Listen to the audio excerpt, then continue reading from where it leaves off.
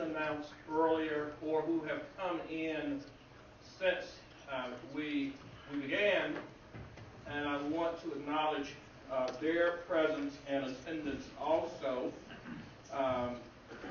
Judge Lou Trosch, District Court Judge from Mecklenburg, is with us, and he actually is going to be a part of a panel later this afternoon. Judge Gregory, recently retired senior resident judge of Cumberland County, is with us, and he will actually also be on a panel this afternoon. We're very pleased to have him with us. I want to acknowledge Public Defender Fred Land, who is here with us. I see Judge Marsha Morey from Durham, who's here. I understand Superior Court Judge Patricia Pennant was here early. I don't know if she is still here or not. And she's of Guilford County, and District Court Judge Betty Brown from Guilford County was with us.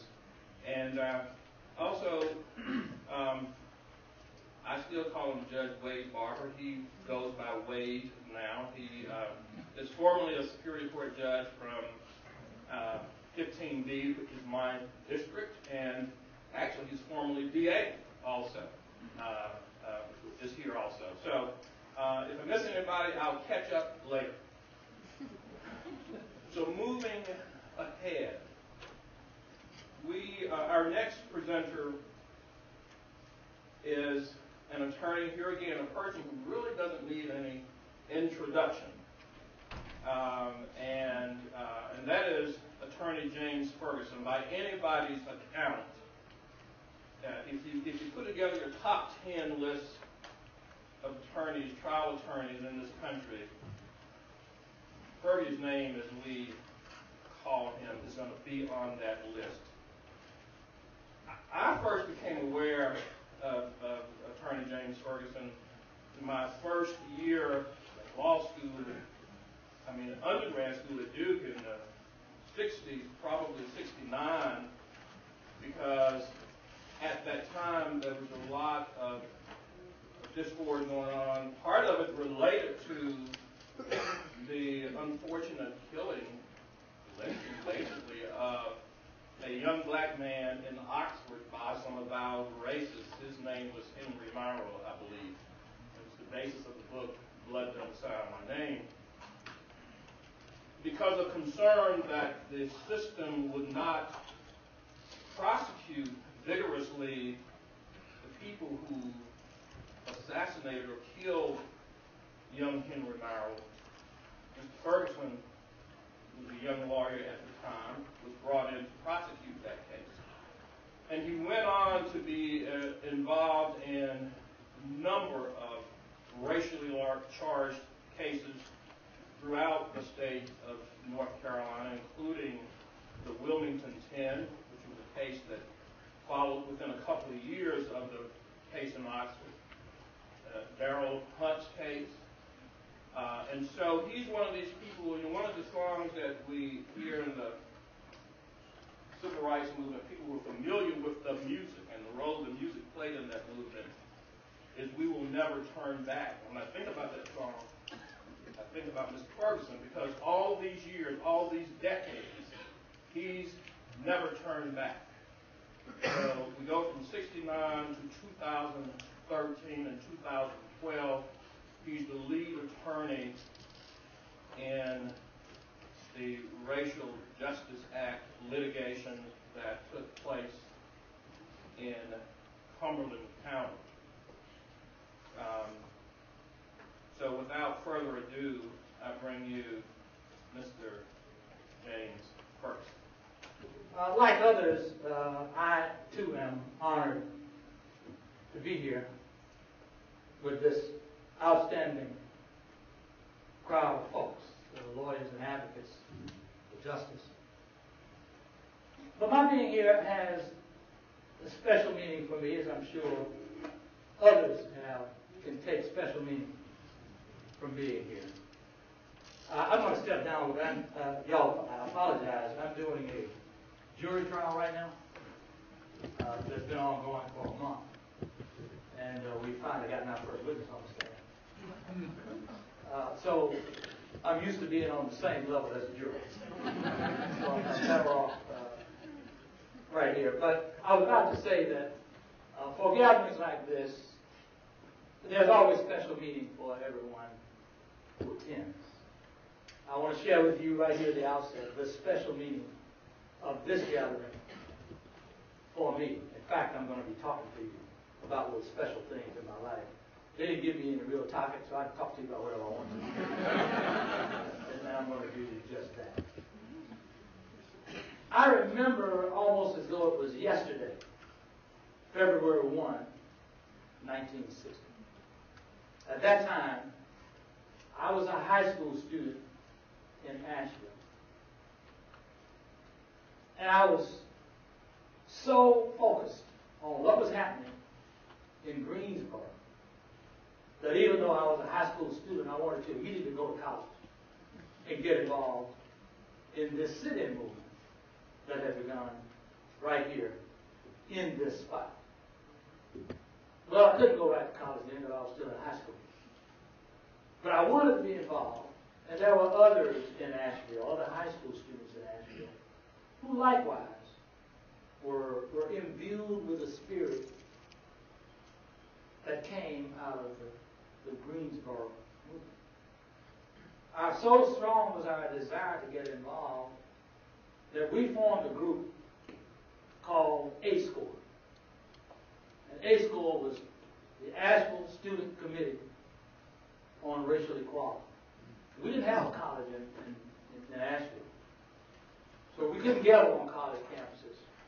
But we wanted to be a part of that movement, and we became a part of the movement.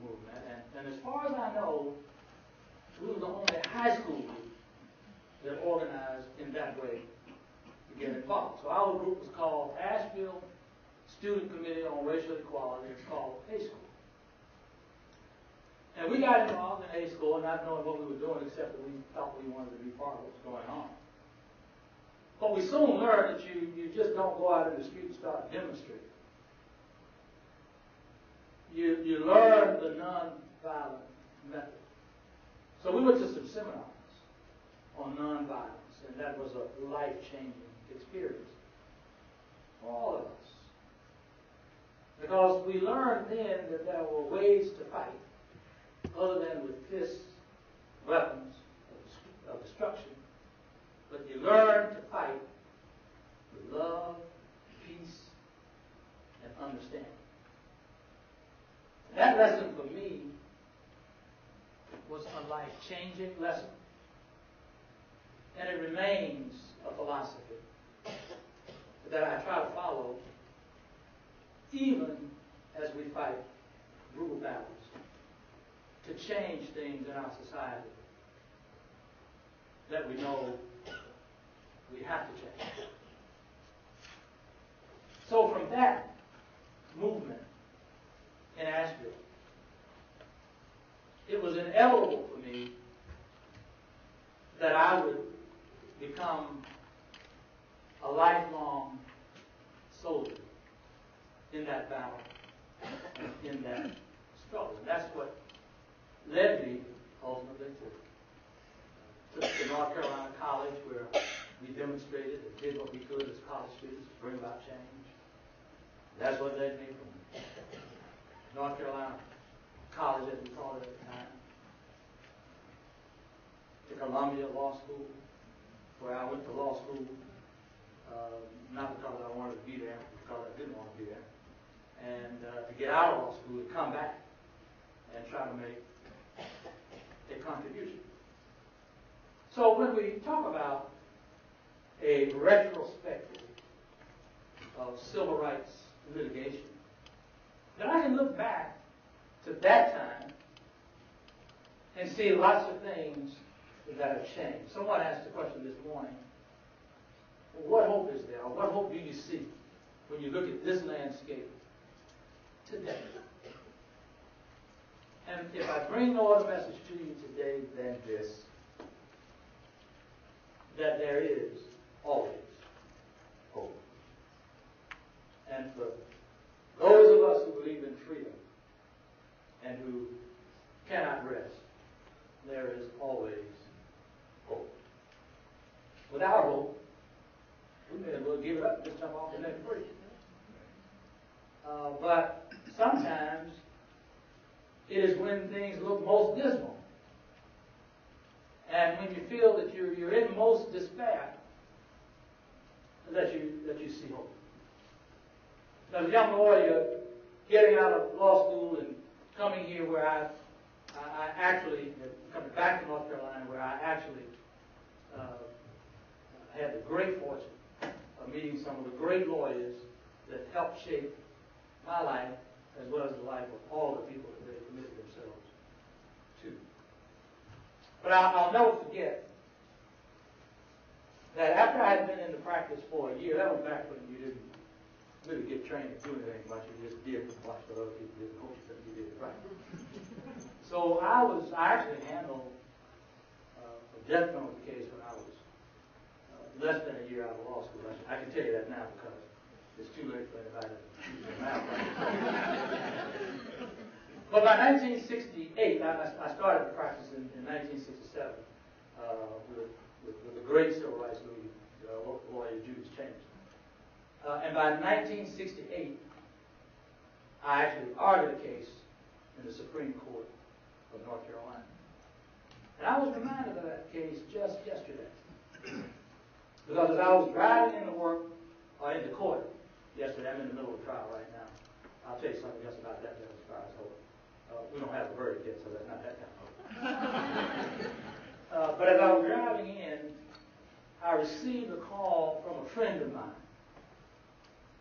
who is a state Supreme Court justice. You know, that's kind of nice if you drive to work and get a call from a state Supreme Court justice. So the call came and we chatted. And then I thought back to 1968 when I argued my very first case in the North Carolina Supreme Court. If anybody's interested, case called State v. Gang, and had to do with some Fourth Amendment stuff. I was representing a young man who was the son of a civil rights leader down in Greensboro. Well, what I remember is that when I walked into court, and at that time, believe it or not, I had some hair on the top of my head. And they even called it an afro. And I put on my little suit and had my little afro when I got up to argue the case. And the Chief Justice of the North Carolina State Supreme Court got up from his chair when I stood up to the podium and walked out of the court. And I was disturbed by it. But I didn't show any disturbance. Of course, I couldn't. You could say, hey, you can't leave, come on. I couldn't do that. So he stepped out, and I did my argument. And sure enough, when I finished, he came back into court. Now, that turned out to be a fortunate thing, because he ultimately didn't participate in the decision of the case, and I won. So from then on, every time I went, I would quote the Chief Justice would have walked out. But I thought about that. And really, when he got up and walked out of court, I just had this sinking feeling that maybe I'm not in the right place. Maybe I'm not in the right profession. And so it looked dismal. Because all of the other lawyers who were in court at that time were white lawyers who didn't get up and walk out on any of them. So then it just looked like this is what it's going to be like going forward. Well, I couldn't see then that years later, in 2013, when I was driving to work, that the Supreme Court justice wouldn't get up and walk out of the courtroom, but instead the justice would be on the phone, calling, chatting. So that's what gives you hope when you look at what's going on now in front of you, and you look back. You can never look too far without looking back, because that's the only way you can appreciate where you are. And you can never look back unless you're looking back to see into the future, or at least to understand the present. So if the reaction at that time had been simply to react to what was going on at the moment, you throw up your hands and you give up. But where there is hope, you say, okay, this is the next challenge. This is where we go next. And that's kind of the way it goes. So as I was sitting here listening this morning to my great friend Gene Nichols, who gave such an eloquent presentation, as he always does, with so much information about how dismal our picture looks and how hypocritical we are as a country. Then, and someone asked the question, where is the hope? What do you do? And Gene gave his usual eloquent answer, quoting all of the great writers and speakers, Martin Luther King, Abraham, all the great writers. And basically what he was saying is that there is always some hope, no matter how dismal things may look. So as I was riding up the road this morning, see, all my thoughts come to when I'm riding up the road. So as I was riding up the road this morning,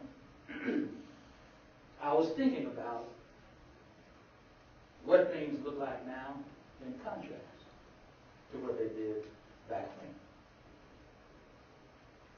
And I drove away from a city where we have a black mayor,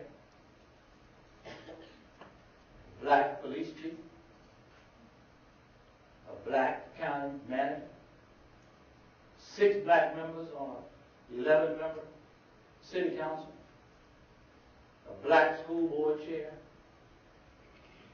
a black head of transportation. So I could go on and on and on down the list. In a city where 2 of our citizens, or both of whom happen to be great friends of mine, were just tapped for important positions in administration. Assumed to be Secretary of Transportation, our Mayor Anthony Fox, assumed to be head of the Housing Finance Agency in L.Y. And I was thinking that when I came into the practice of law in 1967 in Charlotte, there was only 1 black member of the city council.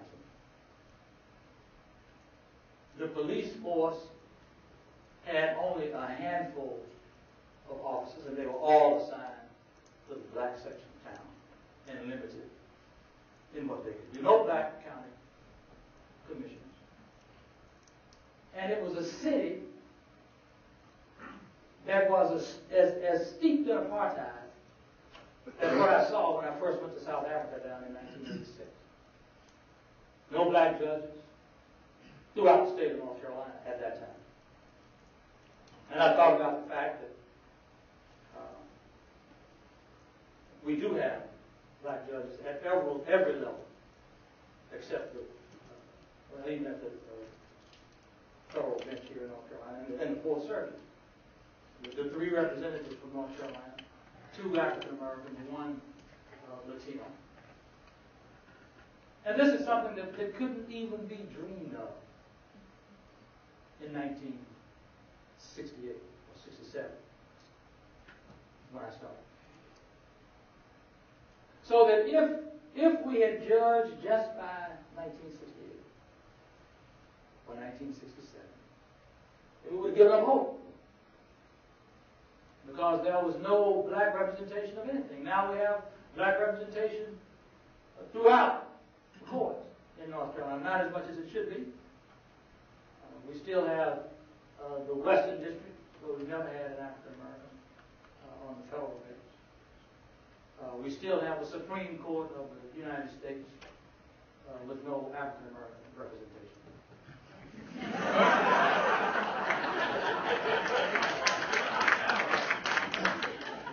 Of course, we do have a black president, so there's hope. There's still hope. So in a sense, everything is relative. And we get our focus and we move on. And when I look at this room today, and I see lots of my friends, veterans of the movement, people I grew up with in the civil rights movement. And then just as I see veterans of this movement, because once you're in, you can't let it go. I see the new recruits, and I'm lifted, I'm uplifted, I'm inspired when I see them. And I think about the time we formed our law firm. The purpose for our forming that law firm was to try to bring about racial justice in North Carolina. We formed the law firm. 2 black lawyers and 2 white lawyers said we were going to make society just like the law firm. And that's what we set out to do for the past 40 plus years. And we did some of that. Obviously not enough, because we're still not there. But when I look at the firm now, we're 4 lawyers now, 5 lawyers now. And we were 4 lawyers and then 5 when we started. And I look at my new associates, Christy Trice, who's here with us, Tiffany Mack, who's here with us, and Geraldine Sumter, who's now, she won't like me saying that, she's now a veteran of the movement. She thinks she's still a young lawyer starting. But I see that, and then I see other young people who are here. Some still in law school, some just out. But folks who are looking at something and deciding, I too want to make a change. And that's what keeps us going. You know, I left Charlotte this morning and thought about the fact that right over in Marshall Park in Charlotte, there's a statue of Martin Luther King. And it's right on a street called Martin Luther King Jr. Boulevard. We take things like that for granted now. But back when I went to Charlotte, back in 1967, Martin Luther King was not particularly welcome there. As a matter of fact, something you all don't know, I'll give this little piece of history. Because Charlotte and Martin Luther King have a particular connection. In 1968, the week before Dr. King was shot and killed in Memphis. He was supposed to come to Charlotte. I was then managing the campaign of Reginald Hawkins, the first African American in that century to run government. And Dr. Hawkins and Dr. King had talked.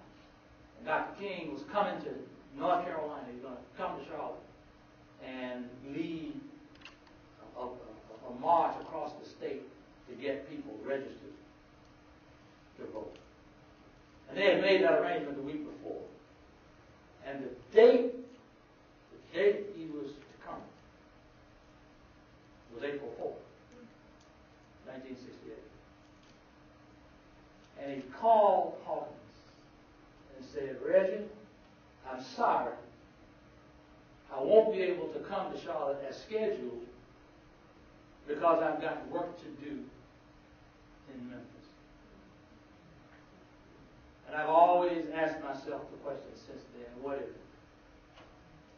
What if he'd come to Charlotte and not Memphis? But that's not mine to understand or to control.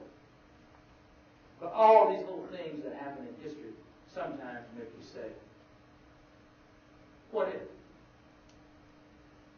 One little thing had been different.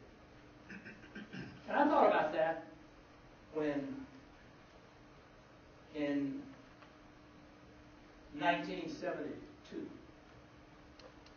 a good friend of mine, Ben Chavis, who worked together some in Charlotte before he went out there. And Ben and I had been together in that case in Oxford that you mentioned, James. People know it now as Blood Done Signed My Name, a book by Tim Tyson, involving Dickie Marrow, who was shot in the street in cold blood in front of eyewitnesses in the town of Oxford. And there was a trial that ensued with an all-white jury from Wake County, and Warren County. And as church bells rang on Sunday morning, they came back with a verdict of not guilty in the face of eyewitness testimony that this young man, a veteran of the Vietnam War, had been shot down in cold blood in the street with witnesses no more than 8 feet away testifying to juries. But that's what happened. But in 1971, we got this call from Ben saying, Fergie, there's trouble here in Wilmington. I and several of people I've met since I've been here have been charged with a number of crimes. So I answered the call, not knowing where it would take us any more than I knew where I would wind up when I went to Oxford as a young lawyer with all 3 years' experience. But by 1971, I was a better lawyer because I had 4 years' experience. So we answered the call and we went to Wilmington and tried that case, and without getting into all the detail, it was one of the more racially infected cases I had ever seen and could ever remember. It has come back in the news some now, so I'll give you just a little bit to give you the perspective and then the retrospective. More recent, within the last year, we discovered some new evidence in this 40-year-old case. Now, they were these young folks, these 10 young folks were convicted by a jury that was led by a woman named Agnes Day, who, when she was questioned as a juror, gave the following information.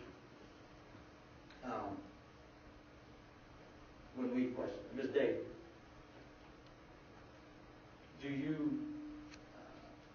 have you ever felt that Ben Chase, who was the lead defendant, and the Wilmington 10 were guilty?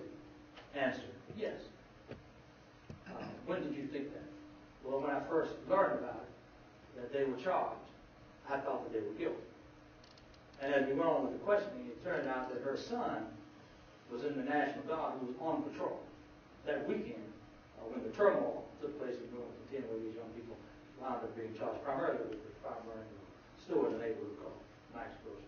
They had been defending a church there where young people had gathered to protest the way school segregation was taking place. But Agnes Day was a woman who said she thought that they were guilty, that nothing had changed, happened to change her mind since she formed those thoughts, that she followed it closely in the newspaper, and that she was very concerned about her son, who had gone down, so much so that she had gone down to the neighborhood where these events had taken place, so she could see for herself. We challenged her, of course, for cause. And prosecution objected. The judge then asked the witness, Ms. Day, I heard everything you said about your feelings then, and the fact that you had a son who was somewhat tangentially involved, and that you had gone down, and you were concerned for his safety, and that you had the feeling that the Wilmington 10 were guilty when you learned that they were charged. But I have a question for you, ma'am. Everybody know what the question is?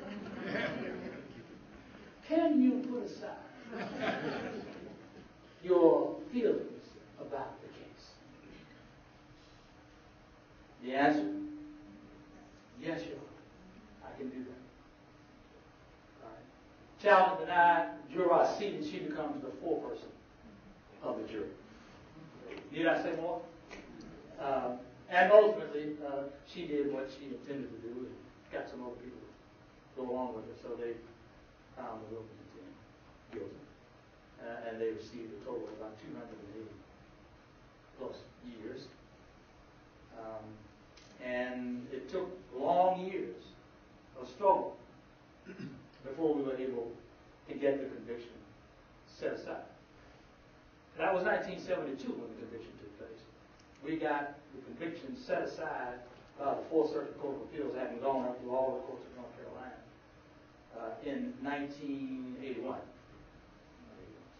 We had asked the governor for a pardon back then. We didn't get it. But the Court of Appeals, in its opinion back in 1981, in a case called State v. Chavis, gave a scathing review of the prosecution in that case. Now, by then, every single witness who claimed to have any knowledge of criminal activity on the part of Wilmington 10 had recanted his testimony. There were three witnesses who were primary witnesses of the prosecution: Mitchell, Hall, and Junes. And all three of them recanted, stated that the prosecution had enticed and induced them to testify by giving them gifts and other inducements, putting in the luxury hotels, or they themselves were charged with crime, in order to get them to testify against the Wilmington 10. And the Court of Appeals said that it was clear that the evidence of these young men was perjured evidence, and that the prosecution knew that it was perjured evidence at the time, and they threw out the conviction. So, more recently, just within the past year, as a matter of fact, the current prosecutor in Wilmington ran across a box in his office from way back, and recognized that it was a box from the Wilmington 10 prosecution. And he looked in the box and decided that, he almost threw it away, but he decided that this was a box that didn't belong in the trash bin of history, but belonged somewhere in the history books. So he gave the box to Tim Tyson, the same author who wrote Blood Doesn't Sign My Name About the Eye. Tim put the box aside, almost didn't look at it. But then at some point said, well, maybe I'll look at it. And he did. And inside the box, he found notes from the Wilmington 10 trial. Those notes confirmed what we suspected and knew about the trial. The jury selection. The jury selection notes had the names of jurors. Flag, black, white. And there were notations besides many of the names. Examples of a few. A name of a white juror would be the name of juror White. And then beside that juror would be KKK. And then if you look a little further to the right margin, it said good. And then you would have the list of black jurors. And it would have notations about black jurors. And why they were not good, and why they should be black jurors. So these notes came to light at about the same time that Herb joined, Professor Herb. Herb, you here? Did Herb come back? Yes. Herb and I were working on a petition with the government seeking a pardon of innocence for the Wilmington 10. And Tim Tyson turned these notes over to us, and we were able to use those notes to strengthen our petition for the Wilmington 10. And I think Herb will agree that our ultimate success in getting a pardon for the Wilmington 10 was bolstered significantly by those notes from 1972. Quite apart from jury selection, the notes also confirmed another thing we knew. There were actually two Wilmington 10 trials. One started in June, the other trial started in September. The June trial, we were in jury selection, and we had 10 black jurors in the box, along with 2 whites, that we were about to turn over to the prosecution to question. And it looked then like it was going to be a jury that might have some fair representation. But soon after we turned over this panel of 10 black jurors and 2 whites, a strange thing happened. The prosecutor got sick and said he they couldn't go on with the trial and moved for a mistrial. And we suspected then that that was about more than an illness. But we didn't have the proof that we needed at the time. But when we got the box, sure enough, there were some notes from the June trial. Those notes listed the pros and cons of being sick. Now, most people who get sick get sick. You don't sit down.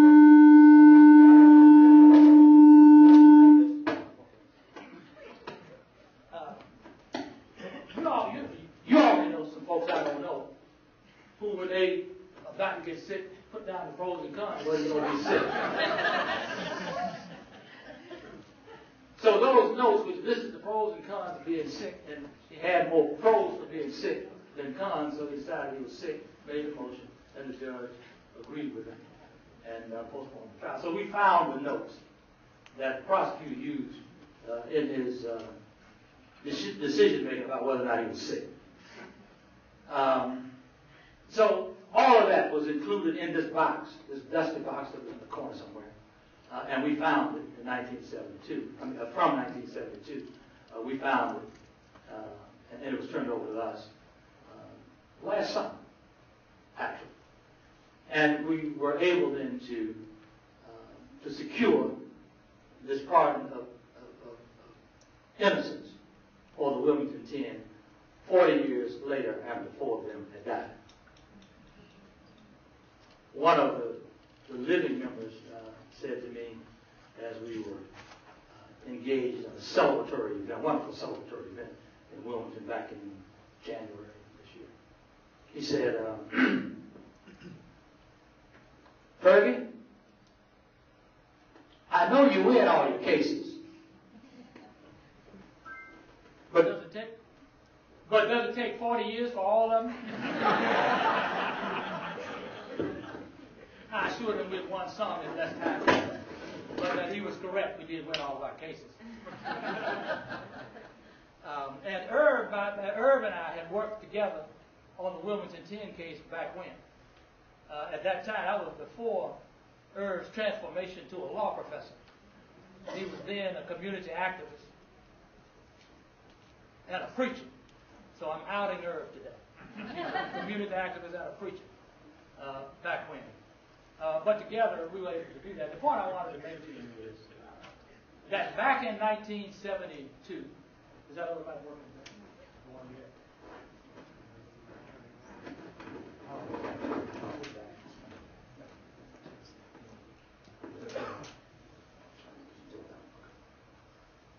Back in 1972,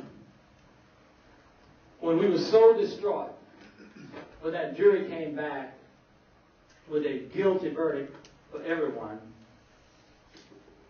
that I know I questioned myself and what we were doing.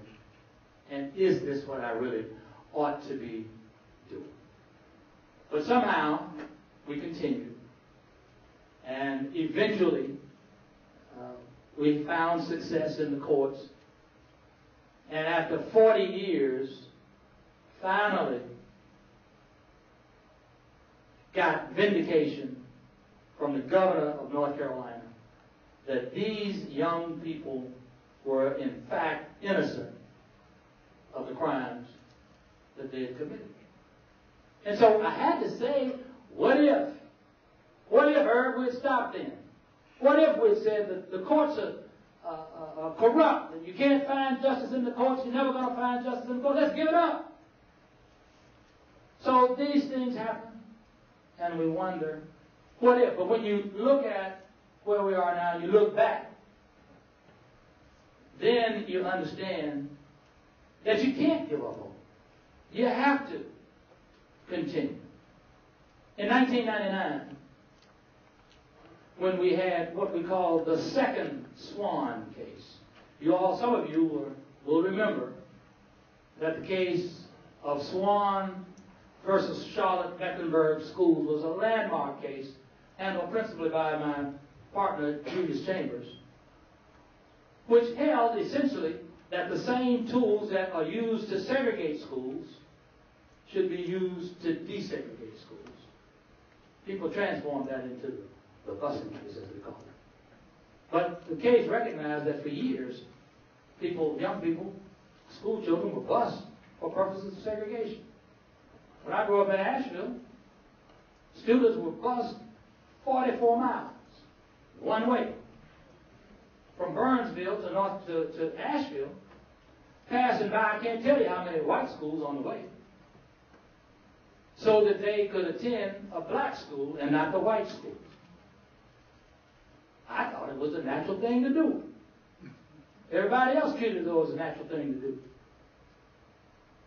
But when the time came in 1968, when the Charlotte school case was reopened, and a courageous judge, Jim McMillan, ruled that you've used busing to segregate the schools, now you have to use the same means to desegregate the schools. And the Charlotte schools became desegregated, and for years a model of desegregation throughout the nation, of desegregated schools. In 1999, the case came up, was reopened, not by black plaintiffs, as was done in the 68 case. The case was filed in 65, actually. But in 1999, the case was challenged by white students, a white student, who claimed that she had been discriminated against because she didn't get into a magnet school of her choice. The judge, by this time, Judge McMillan, was deceased. The case came back up before Judge Robert Potter. I do want to give you this interesting little side note about Judge Potter. Back in 1968, when the case was first reopened before Judge McMillan, Judge Potter had led a group that opposed the desegregation and opposed the transportation plan for desegregation. By 1999, he was the judge. We knew what we were facing at the time, and sure enough, Judge Potter ruled that the Charlotte-Mecklenburg school system had divested itself of all of the vestiges of segregation, and that it needed no longer to be under court order. We, of course, had argued the opposite, that there is still a need for court supervision for the Charlotte-Mecklenburg schools, and if the order is lifted, within a very short period of time, the schools will be resegregated. That's what we said in 99, and Judge Potter disagreed, so he lifted the order. And within 4 years or less, the Charlotte schools had become resegregated, as they are today, and as is the case in many of our counties and school systems around North Carolina, around the South, around the nation. And there seems to be, unfortunately, no real energy to turn that around. So our children in the public schools are now growing up in a world where there are the white schools and the black schools, and where there are the rich schools and the poor schools, and where children are not learning to live together and to love together and to play together. So in spite of all of our efforts and in spite of some victories that we've won, the truth of the matter is no victory stays won. So we're back to almost square one in school desegregation. And if you're back to square one in school desegregation, where is the hope? Because the same students who are being segregated and not learning to understand the importance of accepting people who are different from you, of growing up in a world where they don't have to live that. And that raises the question, what does that portend for the future? Some places have experimented with economic diversity with some measure of success, but it's not being tried anywhere long. And that's because we don't have the political will, we don't have the commitment of community to make sure that our children grow up in an environment where they learn to first know each other, then to accept each other, and hopefully to embrace each other, love each other. But they can't do that. They don't have the opportunity to get to know each other. Sad part about it is that more and more people seem to accept that, because you don't see any agitation for school desegregation today.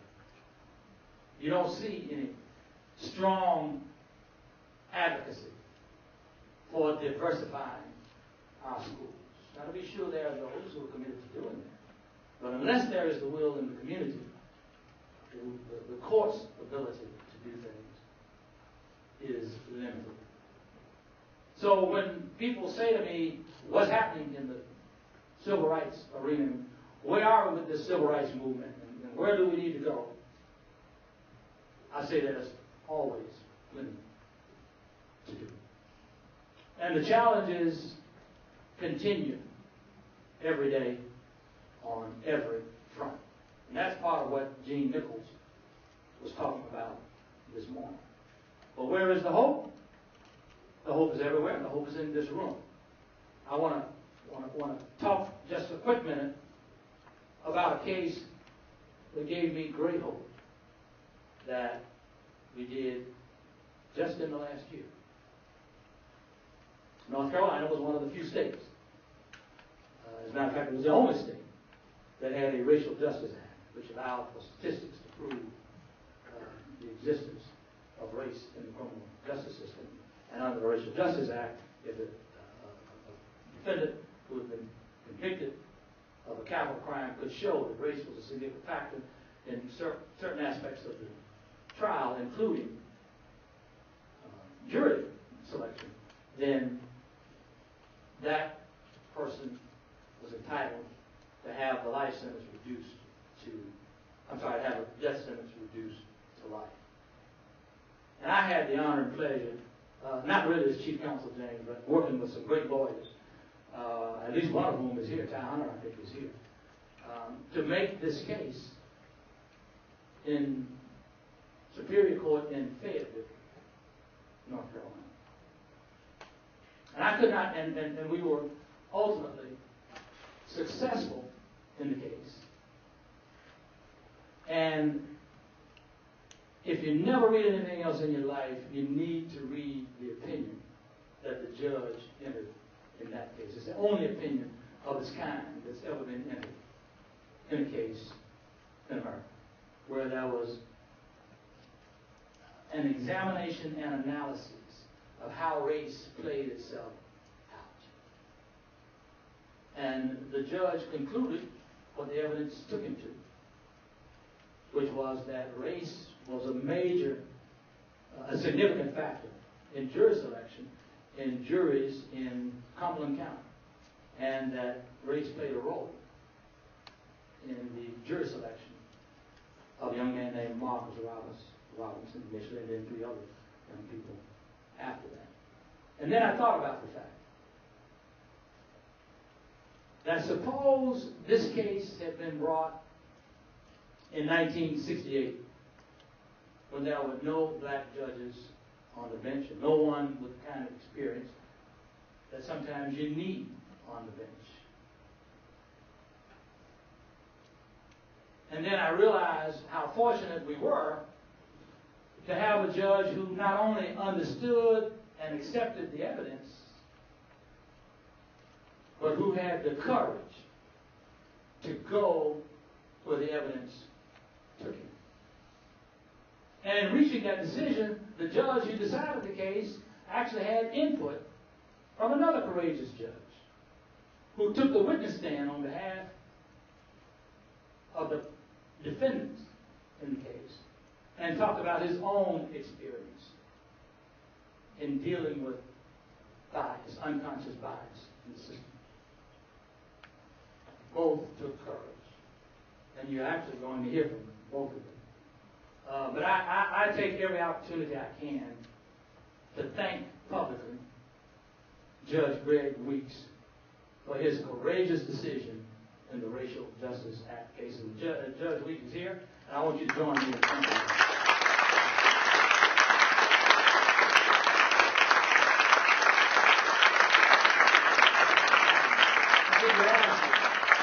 We were asked, is there hope?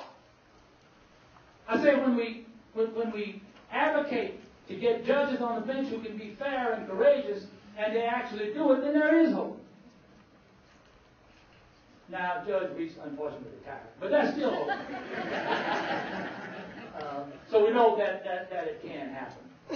And if there's anything I say to you today, I say that no matter how dismal the landscape looks, no matter how dark the future appears, and no matter how hopeless the condition seems to be, that beyond that dark cloud, beyond that storm,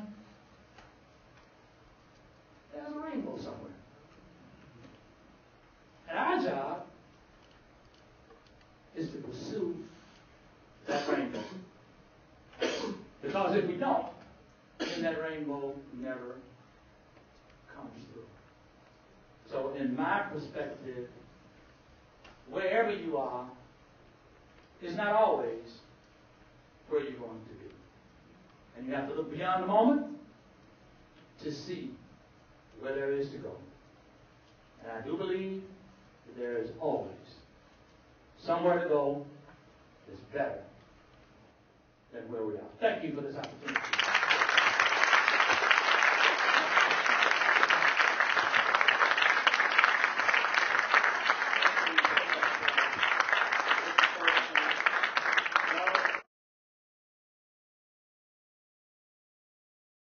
So I am going to introduce Ty Hunter. That's what we call him. I understand his real name is Malcom R. Hunter.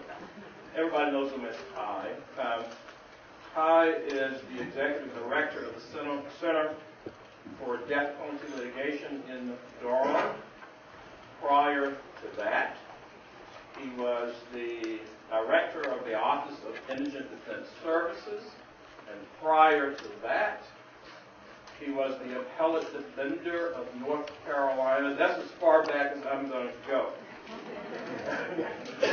Can't keep a job. But at any rate, Mr. Hunter will introduce the other members of the panel. Ty's going to moderate this panel on racialized mass incarceration and its impact on equal justice. I'm very happy to be here. I'll just echo what other people said. What an honor it is to be here, and what a pleasure it is to see so many of these wonderful advocates, Mr. Ferguson and others. There is a coincidental connection, really, with all of us and the Racial Justice Act litigation. Lou Trosch, who's a district court judge down in Charlotte, was a witness in that case. Judge Weeks, as has already been mentioned by Fergie, was the presiding judge in that case. And though it hasn't been mentioned, I'll mention that Seth Kotch was a co-author of a law review article. I think the first law review article about the Racial Justice Act, which we cited in our litigation. So actually, all of us have that connection. That's not what we're talking about today. We're going to talk about the over-incarceration of people of color and what we can do about it. And I want to give the time for our experts and maximize that time. But let me just say One thing, I haven't been here after Fergie. I feel like I'm one of the young lawyers after listening to Fergie, but I have been practicing since 1976. And I'll tell you, the thing that I think is the most dangerous in our system right now is the overconfidence of well-meaning white people who think that they can overcome these problems without learning about race, without knowing about race, and by ignoring race. And that is what I think is killing our criminal justice system and most of our other systems.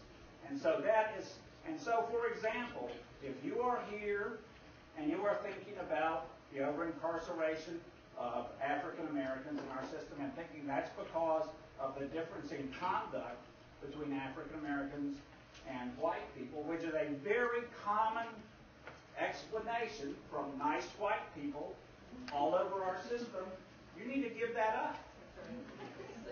Not because it's not politically correct, because it's not true. So I'm not going to go any further with my sermon, although it does have several iterations. But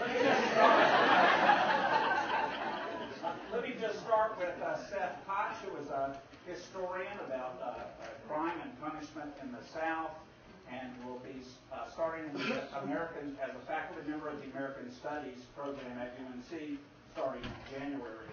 And Seth is going to give us a little historical background, because this issue of overrepresentation of African Americans on the wrong end of our criminal justice system is not new. It's just like with education. It's like with all the systems we talk about. We are just part of a long story. And we're going to start that story. Seth's going to give us some historical context. So I'm the other guy on this panel. And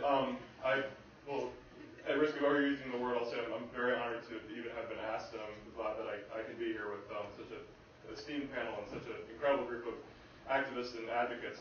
And Ty asked me to give sort of a broad overview of the history of mass incarceration in North Carolina.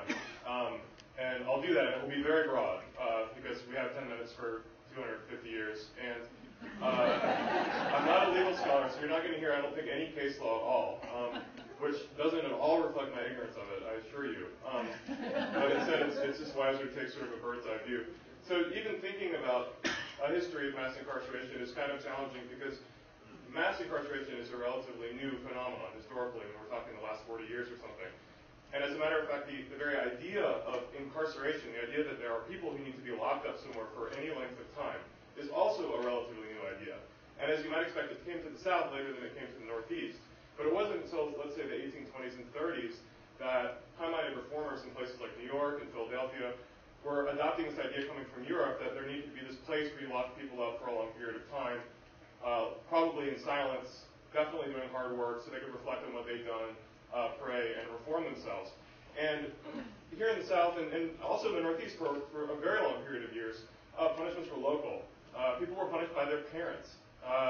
People with mental disabilities were kept at home with their families rather than in communal homes. And even people who committed serious crimes were punished locally. They were hanged, but they were hanged by their local sheriff in front of their neighborhood. And so there was no such thing as a centralized system of criminal justice, and certainly no such thing as incarceration. And this was true in North Carolina longer than in most southern states, which is surprising when you think of, we have a history of sort of looking at VOK, the political scientist, I think he was, said North Carolinians always try to out-Yankee the Yankee. In this instance, we tried and failed. There were referenda in 1839 and 1846 where North Carolina voters rejected the efforts of the legislature to build a central prison. Now, why would North Carolinians not be interested in building a central prison? Well, first of all, it was expensive, and there's no reason to spend a lot of money building a house for people who don't deserve one. Second, anyone who would have required imprisonment at that time, in the minds of these white Southerners who were voting these referenda, I don't have to tell you that it was a relatively uniform voting population at the time. Everyone who would have required imprisonment was already locked up on a plantation as a slave. And the doctrine of white supremacy meant that as lowly as the poor whites were, and as much as elite white planters, for instance, might look down their noses at them, racial subjugation required the belief that there is no such thing as a permanent white criminal class that needed a system to deal with it. Now, minds changed pretty quickly in 1865, and there are 350,000 reasons why. 350,000 newly freed slaves in North Carolina, and construction begins on Central Prison in 1867. Now, the state mandates that the Central Prison has to be self-sustaining. So immediately, even before the first brick is laid, it's having financial problems. So they decide that they're going to build the prison with prison labor because it's inexpensive. So they take prisoners from local jails and newly incarcerated ones, and they start building. But they're in such bad economic shape that they have to start leasing the prisoners out immediately to the railroads. And almost right away, about 85% of incarcerated people at Central Prison are being leased out to the Cape Fear and Yadkin Railroad. So it takes them 15 years to build Central Prison in Raleigh. And during that time, the same prisoners built 1,800 miles of railroad track. The prisoners building these railroads included death row prisoners, included serious felons, despite the fact that that was prevented, and that was not legal. That practice continued for decades and decades. It did not include women. Women who were incarcerated in Central Prison who were overwhelmingly African American. They were there with people who were feeble or unable to work, sick. The women's job was to launder the clothes of Confederate veterans at a nearby home. So the goal of the prison from its very outset is work. And I was looking at a prison manual the other day that outlined rules and regulations for prisoners from 1899. And it takes about 7 pages before it even gets past how the sort of wardens should handle the finances of the prison. But when you get to page 7, the very first thing it says that prisoners need to do is that they must labor faithfully and diligently in unbroken silence. And they were punished harshly if they broke that silence. And that silence is a direct inheritance from the Auburn prison model from New York that had been discredited, 15 or 20 years before this manual was written. So the prison population is relatively small, as you can imagine. Around in the 1870s, 1880s, it never exceeds more than 8,000 or 10,000 people, and it grows gradually but relatively slowly. But it's much more visible than it is today, and it's much more widely dispersed. There are as many as 40 work camps around the state. People are working on railroads, prisoners are working on roads. And although the African American population during this time, meaning, let's say going back to the Civil War, pushing well forward into the 20th century, it never exceeds 25%. Usually about 50% of the prisoners incarcerated, either at Central Prison, which always has the fewest number, or at these work camps, is about 50%. So African Americans are, from the earliest years of incarceration, being imprisoned well out of proportion to their population. We know, too, that after the Civil War, the black codes criminalized all kinds of behavior that African Americans could or should have been able to conduct themselves without risk of imprisonment. Vagrancy laws come into effect, which mean that if you don't have money in your pocket, you can be arrested and sent to a work camp. They let you out of the work camp with no money in your pocket. You're picked up the next day and sent back to the work camp. If you don't have a job, they can force you to take one. If you try to leave that job, they can put you in a work camp. That's a work camp, work camp this, work camp that. At the same time, there's a sort of a rise of this kind of racial pseudoscience. When very well-regarded scientists are writing about the traits that African Americans have that make them inherently criminal. It's a very popular book, very well-reviewed in the New York Times by a scholar called Frederick Hoffman, who was celebrated because he was born in Germany and thus would have sort of an impassive approach to the whole thing. And it was called Racial Traits of the American Negro. And it basically affirmed everyone's racial prejudices, that black people are inherently criminal. Meanwhile, eminent scholars like him are observing that incarceration is, for some reason, not ennobling and uplifting the black community.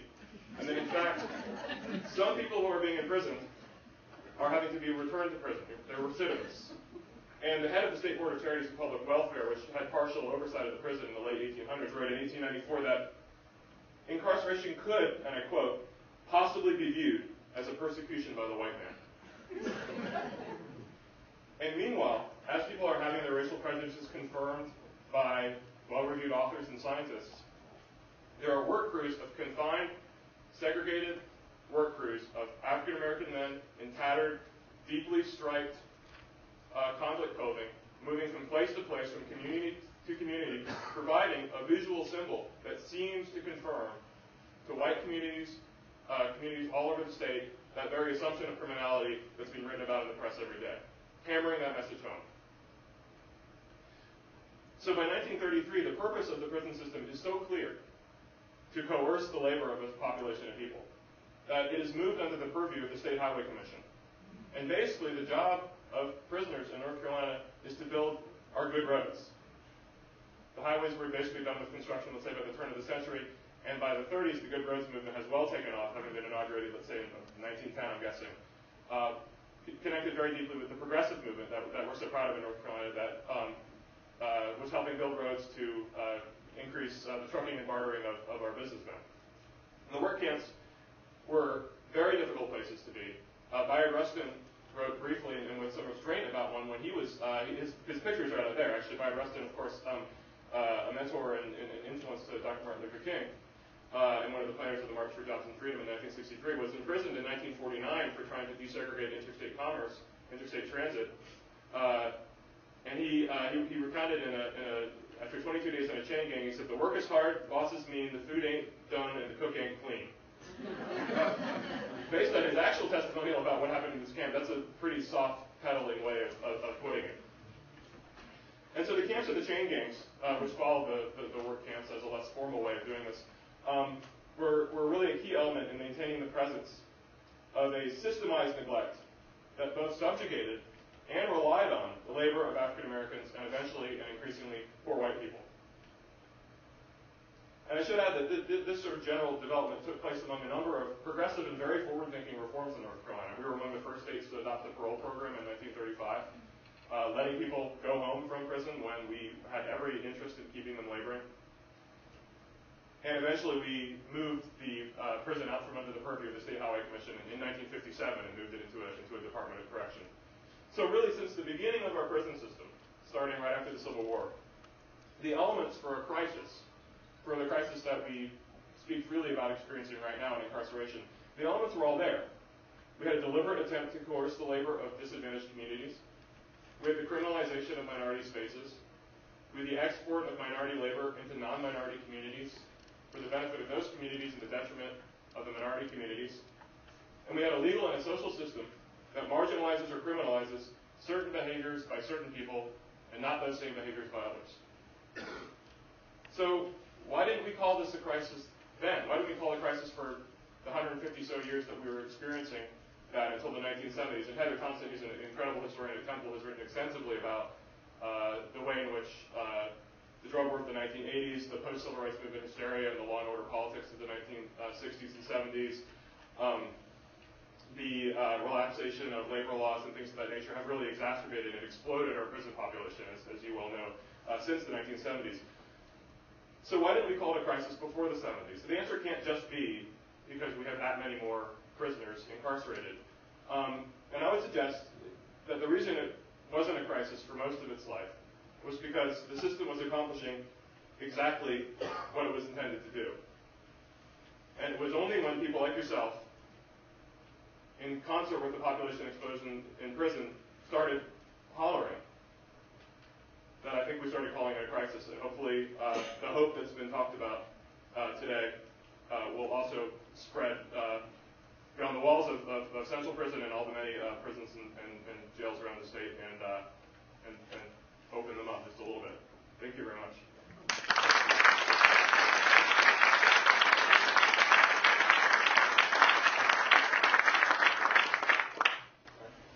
Thank you. And next we're going to hear from Judge Lou Trosch, who is a district court judge in Charlotte, North Carolina, and also a trainer on implicit bias really all over the country. And thank you very much for being here, Judge. So I'm nervous anytime you have to follow someone that's a legend in your state, Mr. James Ferguson, on panel. And and you're sitting on a panel with the one of the most, as you heard, courageous judges and also well-respected judges, and the judge who you tried your very first jury trial in front of many years ago. Let's just say I almost wet my pants. And then you see all the people that are here. So I also am honored, deeply honored to be able to speak with you all today. I could give you all a lot of statistics, and that's what I was doing just a minute ago, was checking to make sure that I have all the statistics. But you've heard a lot of statistics today, but I want to give you just a couple, and I want to tell you a story about something that happened to me and really affected my life and my view of what's happening in our court system and what I see in court. But I want to echo something that Ty said a minute ago. You know, a lot of times people, it's personal responsibility. What are we supposed to do? I'm just a judge. You bring the cases in front of me. Hey, if African Americans are committing more crimes, it's not my fault. It's just the way it is. And that's the way a lot of society views things. But using statistics, first of all, we could look at a lot of studies, and I don't want to bore you with studies because I like stories better. I think sometimes they speak better. But I looked up a bunch of different studies on marijuana use, on binge drinking, on ecstasy use, on stimulants, on opioids, on misuse of prescription medication. White people misuse those drugs in every category you can think of, and I'm sure I'm missing some. I was checking it on my iPhone there, and I'm not really good on all that stuff, so I know there are others. However, though whites use those drugs in much larger rates, and in fact, African Americans make up about 13% of total drug abusers. For some reason, African Americans are 35% of those that are arrested, 55% of those that are convicted, and 74% of those that are incarcerated for drug possession offenses. I'm not talking about selling, I'm not talking about trafficking, I'm talking about drug possession.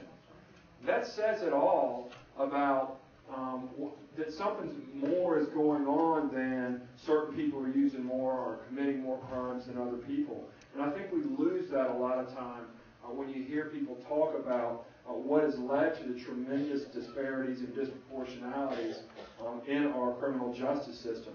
Because I see it every day. And now I want to tell you a story that really kind of reflects, it kind of hit me in the face. So I was on the bench one day, and I do a lot of juvenile court. I'm usually in juvenile court, and so I was handling detention and first appearances hearings. When juveniles are first charged with felony offenses, they have a first appearance, and it has to be within a certain amount of time so that you can let them know what they're charged with, what their legal rights are, they've got legal representation, and so that we can also tell parents what's expected of guardians in juvenile court. In addition, we decide whether or not those young men and young women should remain in detention or be placed in detention, or they should be released and stay at home with their families. So that's what I was doing this day. And I had a docket, and I started going through the docket, and I noticed there were 2 co-defendants charged with an armed robbery. And so I called the first co-defendant in, and in the back, I have 2 doors in my courtroom. I call one door number 1 and one door number 2. And in door number 1, that's what leads to the lobby. A whole group of people came in, family members, mom and dad, aunts and uncles, grandparents, cousins, friends. There was a youth pastor that was there, all there in support of one of the co-defendants who came through door number 2, which is the holding cells with the deputies. He was in detention, and he sat at the table here with his defense counsel, which is what I expected because he was charged with an armed robbery. It seems that he and his co-defendant had seen that movie Ocean's 11, you know the movie I'm talking about, and they decided to conduct their own heist at the local McDonald's down the street. And so they put on screen masks, and they went, and they tried to rob with their little pellet guns, but you all know that pellet guns look like real Glocks and 357s now. And so they go into the McDonald's to rob the McDonald's. They were horrible criminals, and they got caught almost immediately. So, hence, the young man came in front of me, and so I hear all about him. I hear that he is a student at a now segregated school in one of our suburbs. This is in Charlotte. I can't tell you the exact high school, but let's just say it's predominantly white. And he had a 2-parent family. He was an average student, not a great student, but not a terrible student, had never been suspended from or excluded from school. So some of the things that you heard earlier about school discipline, that had not really impacted his life. He was doing fairly well in school. He was very active in his church. His pastor was there speak on his behalf. He had a huge extended family and friends that were there to support him. It's really, frankly, not what I usually see. Usually I might see a mom or a grandparent or maybe a dad, but I don't see pastors and grandparents and uncles and aunts coming in at a first appearance hearing. And so I was struck by that, and I found out that he had no delinquency history, that they had cut no gang involvement, no past drug use that we were aware of. This was really his big leap into criminal activity.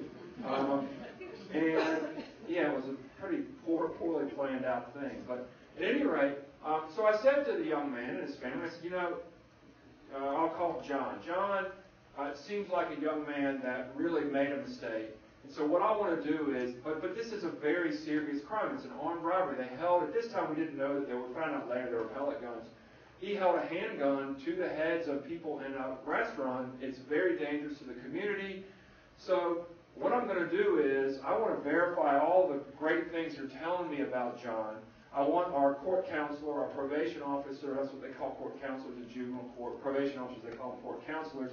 I want him to verify all these things that you're saying, and we'll see if John can be released with an electronic monitor or maybe on house arrest or some other alternative to detention.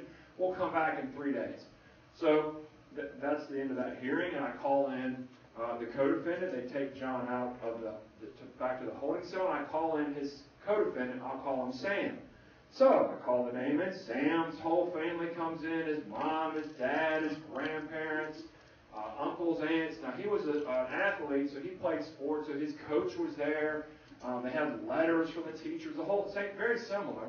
And his brother came in, and so meanwhile, my bailiff is just standing over here, kind of looking at his fingernails.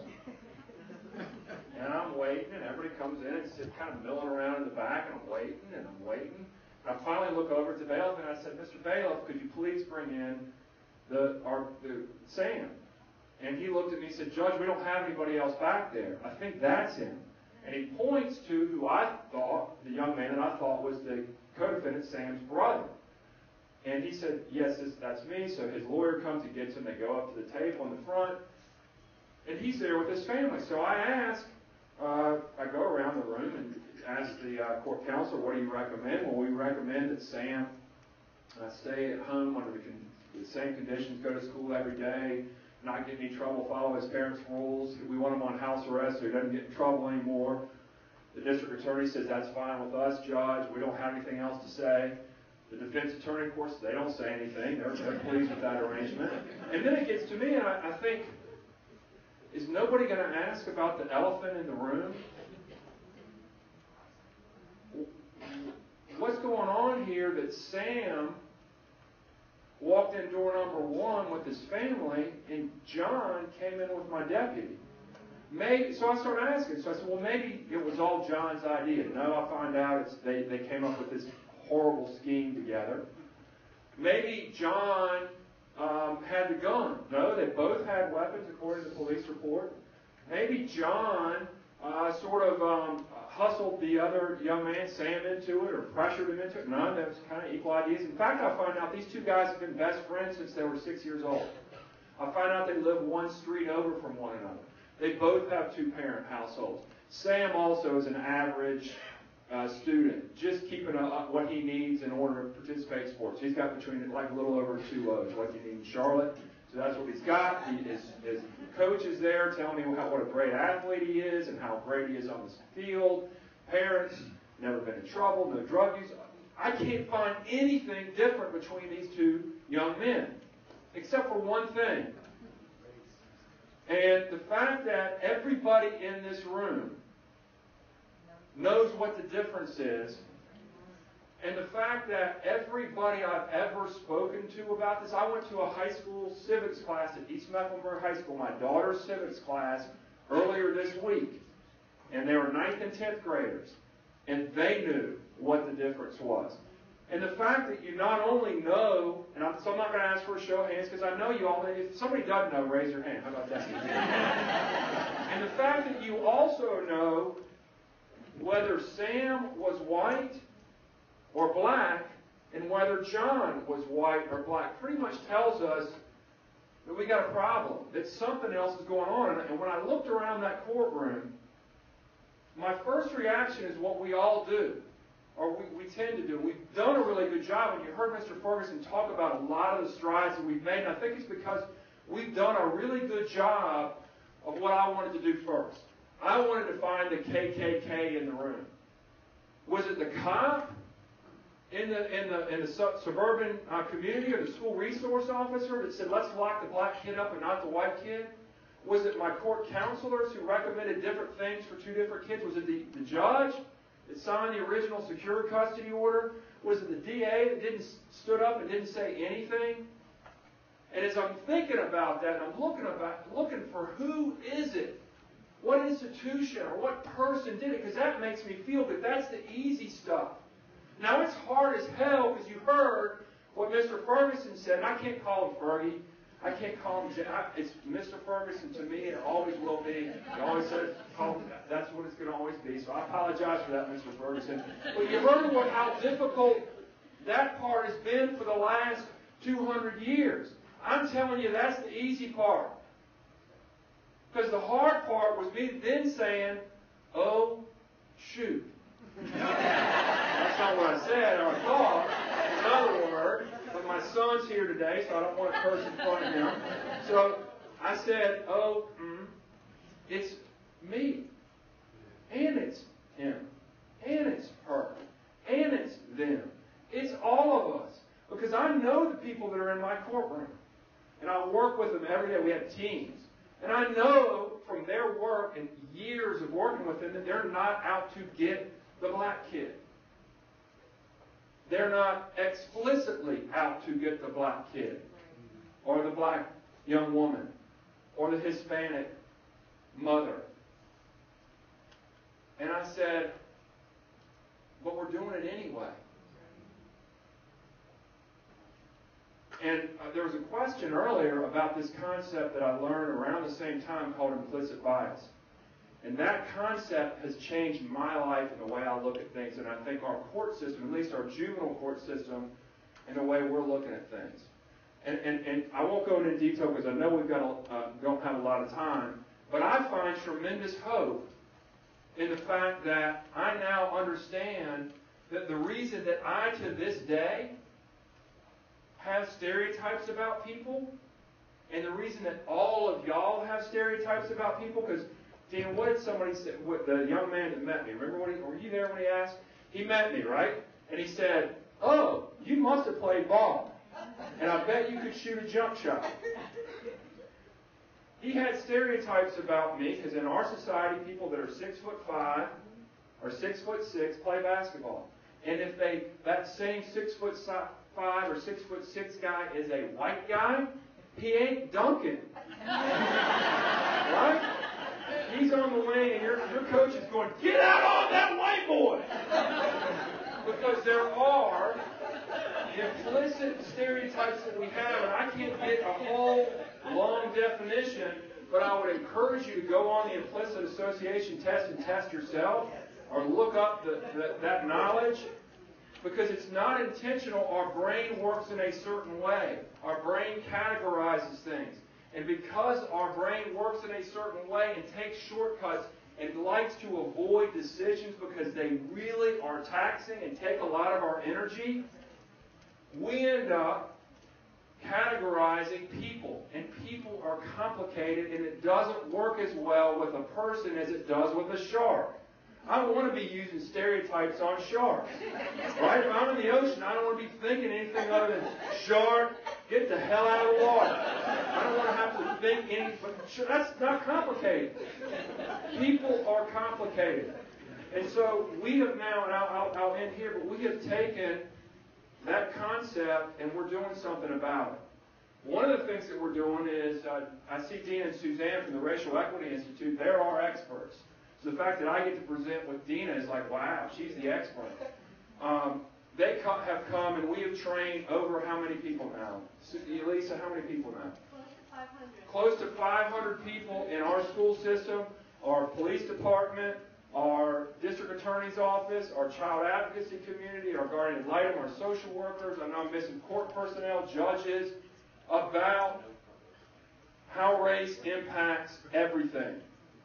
And how if we don't acknowledge that or admit that, then we can't do anything about it. Then we're going to be stuck. And we're not going to reach that rainbow somewhere down the line. The other thing that we're doing is this bench card. And that's what I talked in Judge Weeks' courtroom, I think, about. And that bench card is based on the science of how your brain works and tries to force you to get outside of that and make conscious decisions when you're in the courtroom as a judge. So these are for judges to use, but anybody can use it. So that I don't make assumptions, because you make assumptions because your brain works that way and wants you to make assumptions so it doesn't have to work. This makes me work. I ask a whole series of questions. In fact, it's got an area on here where I ask myself questions as a judge. It's a little purple area that I hate asking to myself every time, but I do it because it makes me think and it gets me out of autopilot. So, I will stop here, but I want to say, as I stop, there is hope.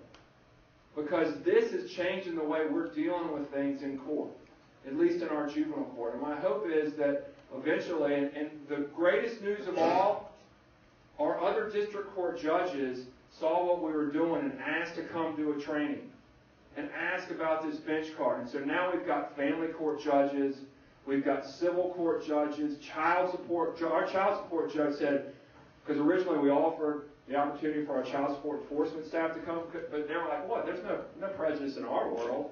Really? So our judge came and she said, oh, they're going to be interested come Monday. So now they're going to be coming, and our criminal court judges are coming, and hopefully we're going to be able, it may take 40 years, I don't know, but we're on the path to figuring out a way to mitigate these implicit biases that we all have. I'm sure I was only like, 4 or 5 minutes.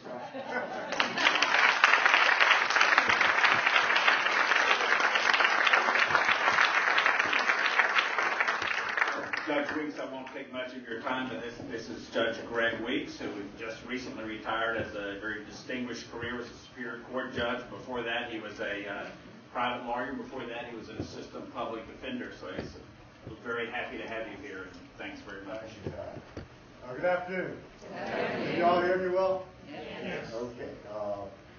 I want to pick up and follow, if I may, the saga of Sam and John. As all of us know, John was the victim of perceptions and stereotypes. Sam was the beneficiary of what I have known during the 36 years that I've been a practicing attorney and a lawyer. He was the beneficiary of that non-statutory mitigating factor, substantial whiteness. I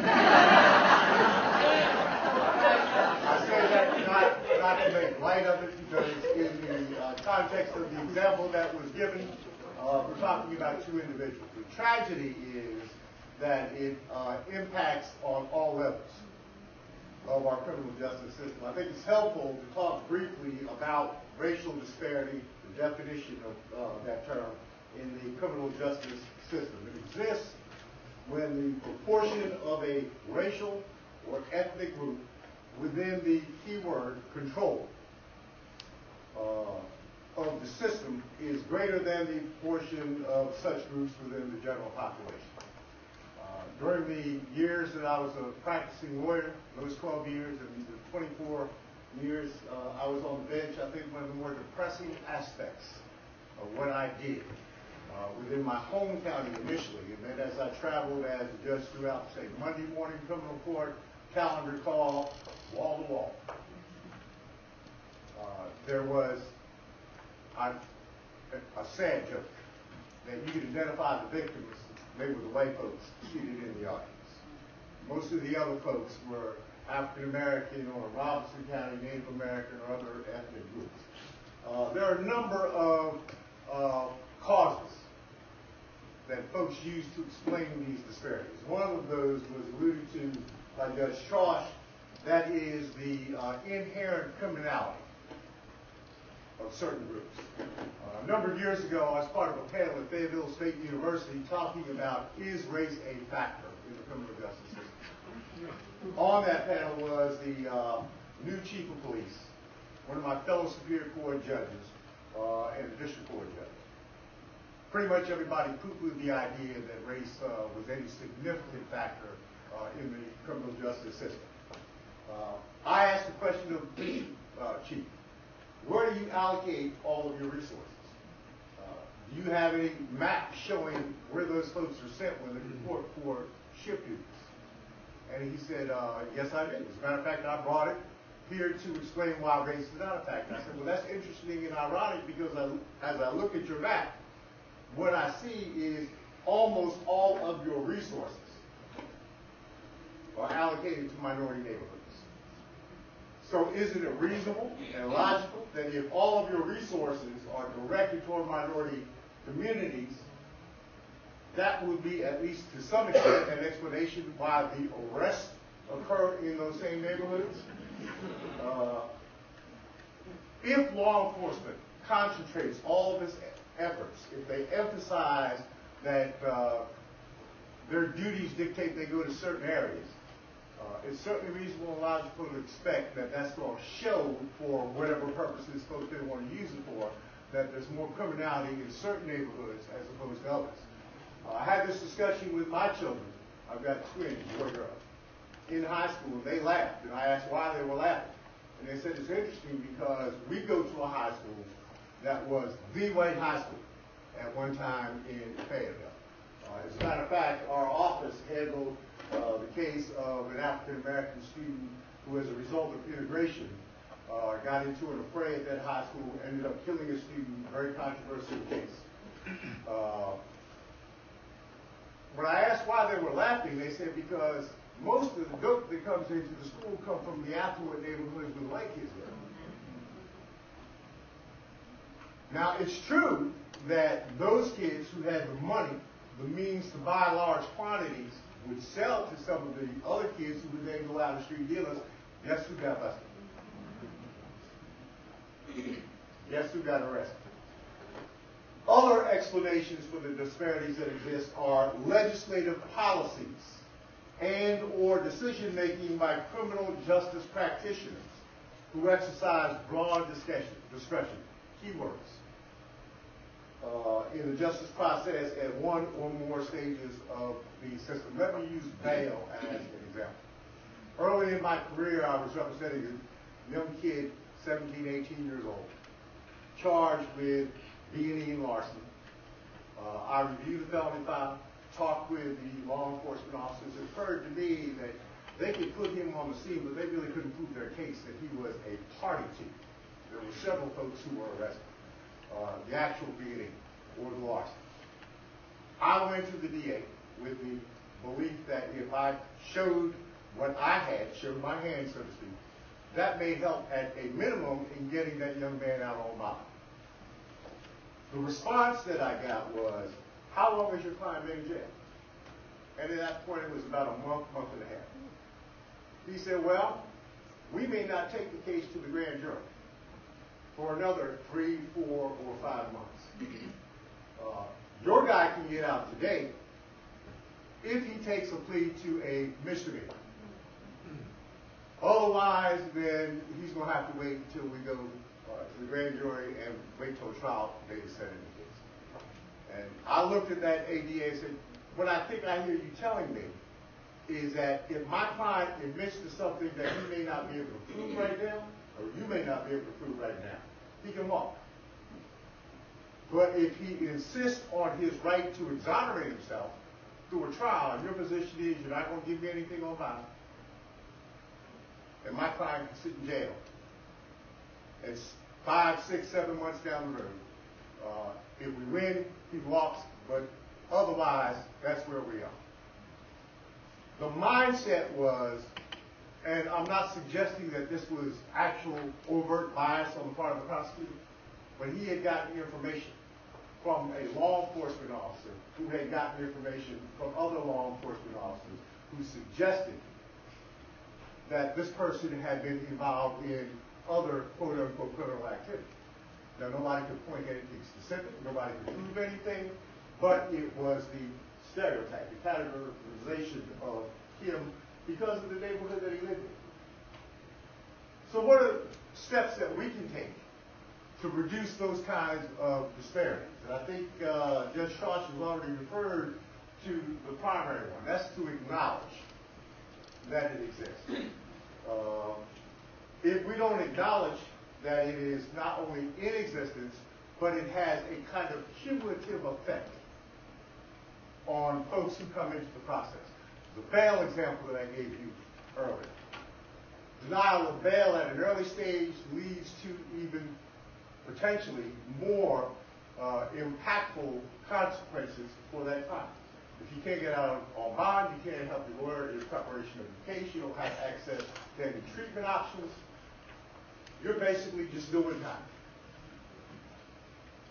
So the consequences increase as the person progresses through the system. All the way from arrest up to and including matters relating to parole. You're going to run into folks who have broad discretion in how your individual case is at any one of those stages in the process.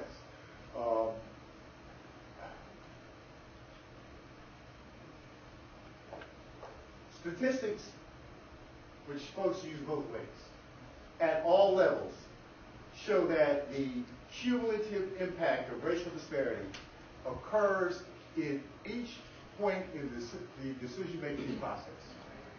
That was a difficult thing for me to realize as a judge. There are oftentimes, I'm confident it's true in your court, Judge Trosch, certainly it was true in mine, in admin week, we may have anywhere from 900 to 1,300 cases on the calendar. And you're trying to move those cases, and you've got a few moments to make key decisions that impact on the lives of the folks who come before you. Please don't misunderstand what I'm about to say. You have to rely in large part on the lawyers involved in the cases. And there are often times when it was absolutely clear to me that the prosecutor was reading solely from the felony file. And it was equally obvious to me that in many instances, the defense lawyer, who oftentimes would engage in this kind of colloquy. John here is 17 years old. John would tug his shoulder, I'm 16. John lives at home with his mother. John would tug his shoulder and say, no, I live with my grandma. John went to school. Where'd you go to school, John? High school.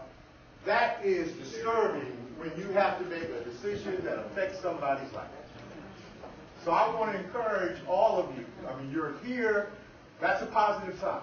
You're involved in the advocacy. Listen, you mean that? North Carolina Advocates for Justice. Used to be the Academy of Trial Lawyers back in the day. Advocates for Justice. That's a positive sign. But the most important thing you can do on behalf of your client, for a variety of reasons, is know that person as an individual and then portray to the best that you can, because sometimes you're not able to do it, that individual in the light most favorable not only to the judge but to the district attorney who's involved in the case, to the folks that make. No judge wants to hear what you're going to promise to do tomorrow after you get probation. What a judge wants to hear is you got arrested 13 months ago. Between the date of that arrest and today, you standing in front of me, what did you do? What have you done positively that your lawyer can relate to me that's going to impact on the decision that I'm going to make? Because I'm going to have to make the decision.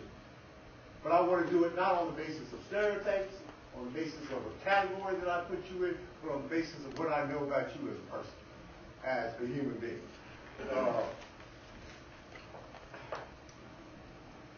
I want to really encourage us to take up the kind of hope that Fergie talked about, that other folks talked about today, because there is hope. Without hope, as has been said before, we might as well just give up, pack up, and go home. But I truly have hope that if we open up meaningful lines of communication and talk about this subject matter honestly and directly and without being accusatory, but with a shared purpose of doing what we can to ensure that the words mean what they say. When I refer to the words, I'm referring to the things that have guided me throughout my professional career. If we say there's equal justice under law, then we ought to have equal justice under law. And if we don't have equal justice under the law, and we're just saying it, that needs to be exposed. That needs to be pointed out. If we say that everybody has the same rights and is entitled to the same consideration when we walk into a court of law, regardless of your social status, regardless of your economic status, regardless of your race, creed, or color, then we need to implement and enact that in the way we treat you when you walk into the courtroom. I'm going to be very careful because the cases are still on appeal. I respect and very much appreciate the kind remarks that were made or made about the work that I did, but I followed the law. I considered the evidence objectively, fairly, and impartially. I followed and applied the law to the evidence, and I let the chips fall where they may. If it is, it is. But thank you for the opportunity to speak to you here today.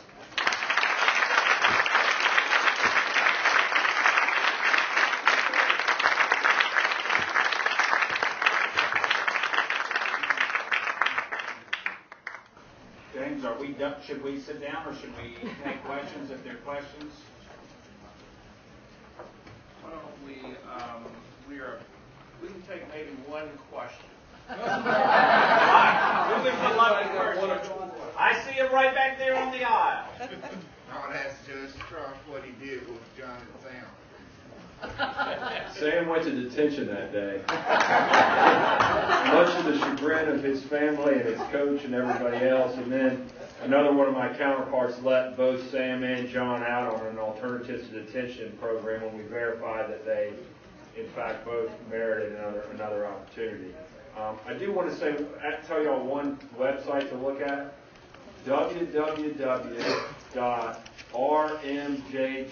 that's the letter R, the letter M, J, .org. And that's our initiative in Charlotte, and and tell you all in your community, if everybody says they want to do something about this and acknowledge it, somebody has to hold everybody's feet to the fire. And the person in our community, her name's Elisa Chengari, is here. She's the person that holds our feet to the fire. So you can be that person in your community. So that's critical to moving this stuff forward. Yeah, and if I may, let me give you just one more website. Seth and others have mentioned various articles or have referred to those articles. We obviously don't have time to really get into depth on those, but we're going to post a bibliography of the things we've talked about. And if you want to go there and really learn something about this, it's going to be on you can go to Facebook. I'm referring to Facebook, so I think you can sell your stock today. It shows it's officially out of style. You go to Facebook, Organizing Against Racism. If you just go to Facebook and punch in Organizing Against Racism, that's an organization, and we will be posting a bibliography of materials from, I think, from our panel and any other panel that we can get information from. We'll put it there so you can go there and refer to it. So, thanks very much. All right. Greg, do you have a question? Or It's not a question, it's just a statement. I think sometimes as advocates we are too afraid to raise the issue of race in representing clients. And if we don't say anything about it, then situations like been described are going to keep on happening.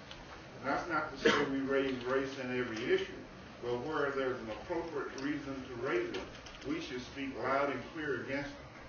point well made. Well, thank you, gentlemen.